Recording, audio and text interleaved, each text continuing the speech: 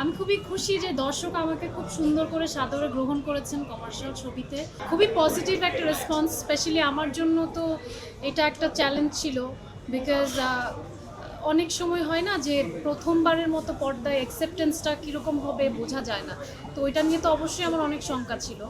But আমি দেখেছি যে every one is welcoming me so well, এবং রাজ ভাইয়ার অ্যাপ্রিসিয়েশন বলি, মোশারফ ভাই, মানে প্রত্যেকটা ক্যারেক্টার, মিশা ভাই থেকে শুরু করে সবাইকে এত সুন্দর করে গ্রহণ করে নিয়েছে। প্লাস আমাদের জুটিটাও পছন্দ করেছে। সো এটা খুবই ব্লেসিংস, এবং অবশ্যই যেহেতু এটা দাদার, এটা নিয়ে আরও অনেক বড় পরিকল্পনার সামনে, তো এটা ওনার জন্য মনে হয় আরও বেশি পজিটিভ। আমার মনে হয় আপনারাও আসলে দর্শক রিয়াকশন দেখে বুঝতে পারছেন যে আমি ভেরি লাকি। আমি যে গোলটা সেট করেছিলাম আমার মনে হয় সেটা হয়তো কাছাকাছি পৌঁছাতে পেরেছি, বা তার থেকেও বেশি পেয়েছি এই ছবির মাধ্যমে।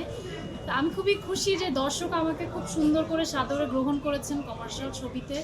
তো সেই জন্য আমি বলবো যে হয়তো সামনে ছবি নিয়ে আমি আরও বড় পরিকল্পনা করতে চাই, কারণ এই যে হল রিয়াকশন, অডিয়েন্স রিয়াকশন, মানে ইটস অ্যাকচুয়ালি অ্যামেজিং। আমি আসলে এত কাজ করেছি, but this is very different, it makes me very emotional.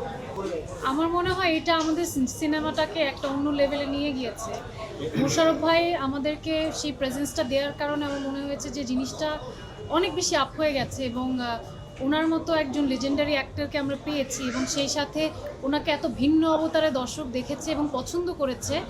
এটা আমার মনে হয় মোশাররফ করিম ভাইয়ের জন্য ফিউচারে কমার্শিয়াল সিনেমার একটা অন্যতম দ্বার হয়তো উন্মোচন হবে ইনসাফের মাধ্যমে। এটা তো এখন ডিরেক্টরদেরকে বলেন ব্যবহার করতে, না আমি কি বলবো, আমি জানি না। আমি আমার মতো, আমি আসলে নয়নতারা বা কারো, ওনারা তো আসলে সুপারস্টার, আমি নিজেকে কম্পেয়ারও করতে চাই না। বাট একজন অডিয়েন্সের দেখে আমাকে এটা মনে হয়েছে, এটাই I am feeling very blessed আমার ফার্স্ট ছবিতে।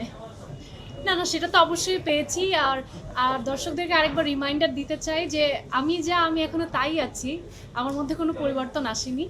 আমি এক এক সময় এক একটা ক্যারেক্টার প্লে করব, এবং সেইটাই আসলে আমি চাই যে দর্শক সমাদৃত হোক। বাট ব্যক্তি ফারিন যাকে আপনারা এতদিন এত ভালোবাসা দিয়ে এসেছেন, তার মধ্যে কোনো পরিবর্তন নেই, সে আগের মতোই আছে। Thank you.